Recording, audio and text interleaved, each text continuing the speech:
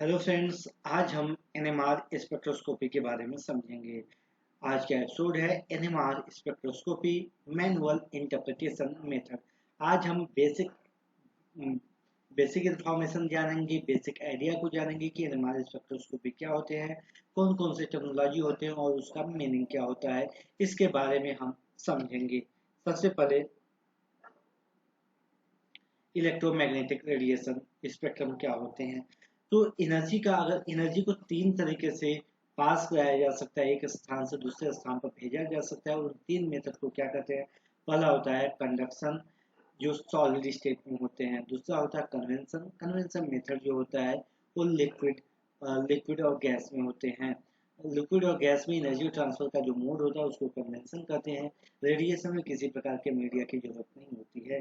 जो रेडिएशन होता है, रेडिएशन के दो कंपोनेंट होते हैं, दो भाग होते हैं, यानी कि रेडिएशन दो प्रकार के एनर्जी से बना होता है, दो प्रकार की एनर्जी के फील्ड होते हैं। वे एनर्जी फील्ड क्या होते हैं?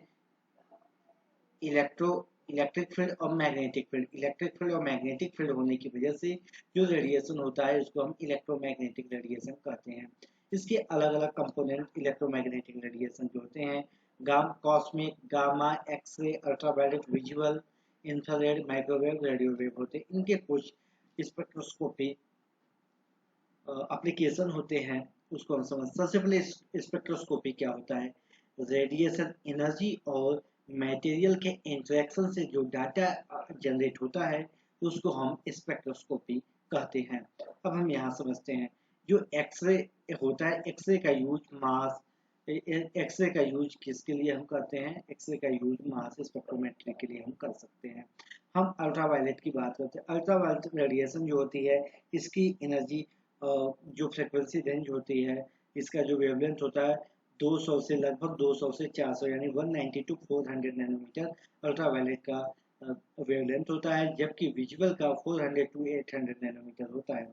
जो अल्ट्रावायलेट और विजुअल रेडिएशन होते हैं, ये क्या करते हैं, किसी भी कंपाउंड्स के इलेक्ट्रॉनिक एनर्जी स्टेट को वे वेरी कराते, चेंज कर देते हैं, जिसकी वजह से हम उसके जिसकी वजह से उसमें जो कॉन्जुगेशन है, कॉन्जुगेटेड अनसैचुरेशन है, या नॉन बॉन्डिंग इलेक्ट्रॉन जो कॉन्जुगेशन में है, या पाई इलेक्ट्रॉन सिस्टम होते हैं, इन सब के बारे में हमें इंफॉर्मेशन मिलती है।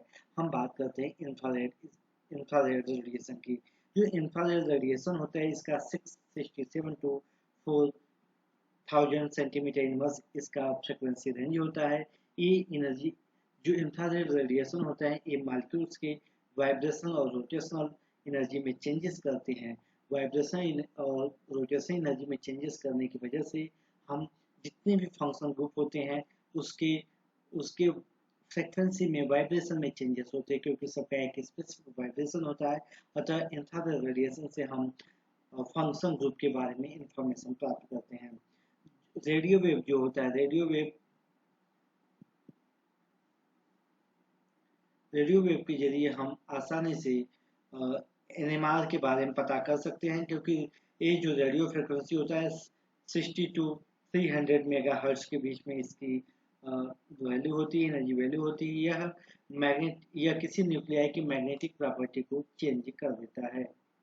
अब हम आते हैं, समझते हैं एनएमआर स्पेक्ट्रोस्कोपी क्या होता है। एनएमआर मीन्स क्या होता है? Nuclear magnetic resonance. Nuclear magnetic resonance, nuclear का मतलब न्यूक्लियस, मैग्नेटिक का मतलब behaves as a magnet, resonance का मतलब lower energy to higher energy, higher energy से लोअर एनर्जी में रेजोनेंस का, न्यूक्लियस का मूवमेंट होता है। यानी कि ऐसा स्पेक्ट्रोस्कोपी में मेथड जिसमें न्यूक्लियस मैग्नेट की तरह बिहेव करता है और जिसके थ्रू हमें उसके बारे में इंफॉर्मेशन प्राप्त होती है, इसको हम एनएमआर कहते हैं। एनएमआर का डिफिनेशन अगर बात किया जाए तो interaction between an oscillating magnetic field and magnetic energy of a nuclei. आप इसको आसान भाषा में कहें तो एक्सटर्नल मैग्नेटिक फील्ड में जो हमारा एनएमआर एक्टिव न्यूक्लियाई है, वो इंड्यूस मैग्नेटिक फील्ड जनरेट करता है, जिसकी वजह से एक इंटरेक्शन होता है और हमें एक डेटा जनरेट होता है, जिसको हम एनएमआर कहते हैं। एनएमआर एक्टिव न्यूक्लियाई क्या होंगे? ऐसे न्यूक्लियाई जिनका स्पिन क्वांटम नंबर जीरो नहीं हो, जीरो से ज्यादा हो, वो एनएमआर एक्टिव न्यूक्लियाई होते हैं। कौन कौन से? इसको मास नंबर और एटॉमिक नंबर के बेस पर आसानी से समझा जा सकता है। जो एटॉमिक नंबर और मास नंबर के बेस पर क्यों समझा जा सकता है, ये आपके अंदर सवाल होना चाहिए। ऐसा इसलिए क्योंकि जिस प्रकार से इलेक्ट्रॉनिक डिस्ट्रीब्यूशन के लिए इलेक्ट्रॉनिक कॉन्फ़िगरेशन होता है, उसी प्रकार से जो न्यूक्लियस के अंदर प्रोटॉन और न्यूट्रॉन होते हैं, इनकी कॉन्फ़िगरेशन को बताने के लिए मैजिक नंबर कॉन्सेप्ट होता है, जो एटॉमिक मास और मास नंबर और एटॉमिक नंबर पर डिपेंड करता है। ठीक है। अब अगर मास नंबर ऑड है और एटॉमिक नंबर ऑड या इवन है, तो स्पिन क्वांटम नंबर हाफ का इंटीजर होगा, यानी हाफ 3 हाफ ऐसे होगा। यदि एटॉमिक मास नंबर इवन है और एटॉमिक नंबर ऑड है, तो यह 1 2 3 इस प्रकार से स्पिन क्वांटम नंबर का इंटीजर होगा। और यदि मास नंबर और एटॉमिक नंबर दोनों इवन है, तो स्पिन क्वांटम नंबर की वैल्यू 0 होगी और उस कंडीशन में वो न्यूक्लियाई NMR इनएक्टिव होगा। अब transition from one energy state to the other is called flipping. Flipping का प्रोसेस क्या होता है, एक एनर्जी स्टेट से एक दूसरी एनर्जी स्टेट में ट्रांजिशन यानी जाने के प्रोसेस को हम फ्लिपिंग कहते हैं। रिलैक्सेशन प्रोसेस क्या होता है, रिलैक्सेशन जैसे हम आराम करते हैं, जब हम आराम करते हैं तो क्या काम नहीं करते हैं? जी बिल्कुल काम करते हैं, हम काम करते हैं, लेकिन वो नॉन रेडिएटिव होता है, यानी कि उसमें एनर्जी का लॉस नहीं होता। वैसे ही जब कुछ ट्रांजिशन ऐसे होते हैं न्यूक्लियाई के अंदर, जिसमें एक एनर्जी स्टेट से दूसरी एनर्जी स्टेट में न्यूक्लियाई मूवमेंट करता है, प्रोटॉन मूवमेंट करता है, लेकिन उसमें कोई एनर्जी लॉस नहीं होती, नॉन रेडिएटिव प्रोसेस होते हैं, उसको रिलैक्सेशन प्रोसेस कहते हैं। ये 3 तरीके से होते हैं, स्पिन लैटिस और क्वाड्रुपोल रिलैक्सेशन प्रोसेस। अब हम समझते हैं NMR के बारे में, नंबर ऑफ सिग्नल्स। NMR में आपने ढेर सारे सिग्नल्स के बारे में सुना होगा। तो सिग्नल्स क्या होते हैं? जो सिग्नल्स होते हैं वे सेट्स ऑफ इक्विवेलेंट प्रोटॉन्स को बताते हैं, यानी एक जैसे कितने प्रोटॉन्स हैं।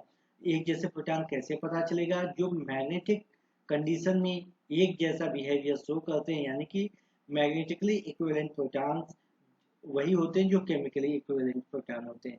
हमें कैसे पता चलेगा कि ये कितने सेट्स ऑफ प्रोटॉन है? तो आइए एग्जांपल से समझते हैं। ये जो आपके सामने ये जो मॉलिक्यूल से एसीटोन है, इसके बीच से आप प्लेन पास कराइए। अगर प्लेन बीच से आप खींचते हैं, दोनों तरफ सेम मॉलिक्यूल्स दिखाई देते हैं, तो ये दोनों सेम है, यानी कि ए एसीटोन में कितने नंबर ऑफ सिग्नल्स मिलेंगे? 1 इस प्रोटॉन के लिए टोटल 6 प्रोटॉन है और सबका सिग्नल 1 आएगा। अगर ये जो आपको साइक्लोब्यूटेन रिंग आपको दिखाई दे रहा है, इसमें आप प्लेन पास कराएंगे, बीच से प्लेन पास कराएंगे, ये प्रोटॉन इस प्रोटॉन के बराबर, ठीक नीचे वाला प्रोटॉन आपस में बराबर है, और फिर वापस आप इधर से प्लेन पास कराएंगे तो ये दोनों आपस में बराबर है। अब यहाँ देखिए, ये प्रोटॉन 1 2 आपस में बराबर है और यहाँ पर 1 3 आपस में बराबर है, तो इसका मतलब चारों प्रोटॉन का जो सेट्स है वे आपस में बराबर है, इसके एक सिग्नल आएंगे। इसी प्रकार से अगर इसमें पास करें तो इसमें आप प्लेन पास करें तो दोनों तरफ डिफरेंट मॉलिक्यूल्स में प्रोटॉन के सेट्स मिलते हैं, तो इसमें कितने सेट्स होंगे? 1 2, और इस OH का भी प्रोटॉन शो करेगा, 3 सेट्स हैं। एक बात और, स्टीरियो केमिस्ट्री जहाँ अप्लाई हो वहाँ पर अगर वो डाई स्टीरियोमर्स बनते हैं तो उनके प्रोटॉन्स अलग अलग शो होंगे। तो यहाँ पर देखिए, इस प्रोटॉन के सिस में CH3 है, जबकि नीचे वाला जो प्रोटॉन है उसके सिस में क्या है? क्लोरीन है। इन दोनों प्रोटॉन का नेचर अलग अलग है। इस प्रकार से इसमें टोटल सिग्नल CH3 का 1 होगा और ये दोनों प्रोटॉन जो है इनका एक, इसका और इन दोनों का 1, यानी कि 3 सिग्नल्स हमें प्राप्त होंगे। अगर हम इस रिंग की बात करें तो यहाँ देखिए, ये जो प्रोटॉन है इसके सिस में CH3 है, इसके सिस में CH3 है, लेकिन जो नीचे का प्रोटॉन इसके सिस में हाइड्रोजन है और इसके सिस में हाइड्रोजन है। तो ऊपर के दोनों जो प्रोटॉन है ये इक्विवेलेंट है, नीचे के दोनों प्रोटॉन इक्विवेलेंट है। इसमें कितने सेट्स पाए जाएंगे? 1 2 3 और ये दोनों 1 है, 4, में 4 सिग्नल्स हमें मिलेंगे। अब कैसे हमें इक्विवेलेंसी समझ में आएगा? हम प्लेन पास करके और स्टीरियो केमिकली इक्विवेलेंसी को देखकर हम पता लगा सकते हैं। NMR does not distinguish between mirror image और इनेंसियोम। हाँ, NMR के बेस पर आप स्ट्रक्चर को समझ सकते हो, लेकिन मिरर इमेज अगर कोई है या इनेंसियोमर्स है तो उसको NMR डेटा के बेस पर आप नहीं बता सकते हो। अब पोजीशन ऑफ सिग्नल्स, सिग्नल्स के पोजीशन क्या होते हैं? जो सिग्नल्स के पोजीशन होते हैं इसको हम केमिकल शिफ्ट बोलते हैं, इसको डेल्टा वैल्यू से दिखाते हैं। ये डेल्टा वैल्यू यानी केमिकल शिफ्ट क्या होता है? प्रोटॉन के नेचर को बताता है, यानी कि प्रोटॉन किस इलेक्ट्रॉनिक एटमॉस्फेयर में है, एनवायरमेंट में है, उसको बताता है। क्योंकि डिफरेंट इलेक्ट्रॉनिक एनवायरमेंट में, अलग अलग प्रकार के इलेक्ट्रॉनिक एनवायरमेंट में जो प्रोटॉन होगा वह अलग अलग प्रकार के मैग्नेटिक फील्ड स्ट्रेंथ को वो अलग अलग प्रकार से एब्जॉर्ब करेगा, और अलग अलग प्रकार से वो मैग्नेटिक फील्ड स्ट्रेंथ को एब्जॉर्ब करने की वजह से उसकी अलग अलग केमिकल शिफ्ट यानी कि उसके पोजीशन अलग अलग हमें ऑब्जर्व होंगे। अब हम यहाँ पर शिल्डिंग और डी शिल्डिंग को समझेंगे। शिल्डिंग का मतलब रोकना या रक्षा करना, डी शिल्डिंग का मतलब कोई भी प्रकार से रक्षा नहीं करना। जब किसी भी मॉलिक्यूल्स को हम मैग्नेटिक फील्ड में रखते हैं तो मॉलिक्यूल्स का जो प्रोटॉन होता है वो मैग्नेटिक फील्ड इंड्यूस करता है, प्रोड्यूस करता है। आप पूछो, आपके दिमाग में एक सवाल आ सकता है अगर एलिमेंट्री स्टेज पर है कि कोई मॉलिक्यूल्स को मैग्नेटिक फील्ड में रखने पर वो क्यों मैग्नेट जैसा बिहेव करेगा? तो जो मॉलिक्यूल्स का न्यूक्लियाई है, न्यूक्लियाई में चार्ज होता है, प्रोटॉन का चार्ज होता है। जब उसको आप रोटेट कराओगे तो चार्ज है तो इसका मतलब इलेक्ट्रिक फील्ड हो गया। किसी भी इलेक्ट्रिक फील्ड को अगर मूवमेंट, इलेक्ट्रॉन को अगर इलेक्ट्रिक फील्ड को आप मूवमेंट कराओगे तो उसमें मैग्नेटिक फील्ड आएगा। फैराडे साहब ने ऐसा कुछ कहा था क्लास 10 के फिजिक्स में, आपने पढ़ा होगा।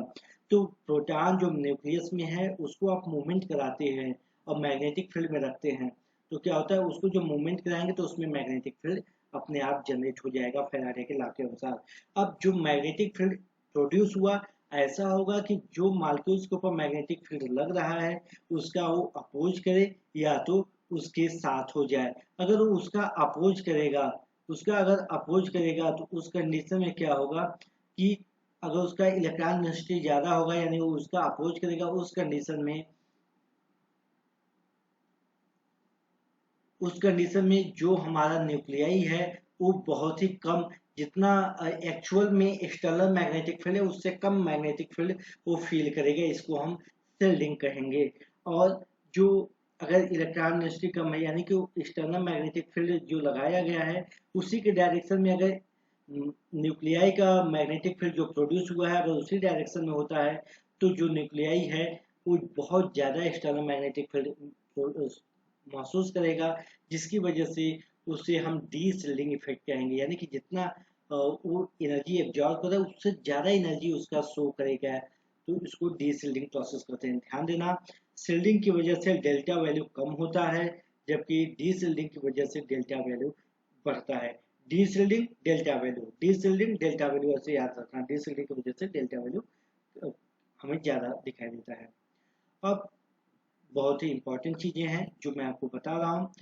डेल्टा जो डी केमिकल शिफ्ट होते हैं इसका यूनिट पीपीएम में होता है, पार्ट्स पर मिलियन।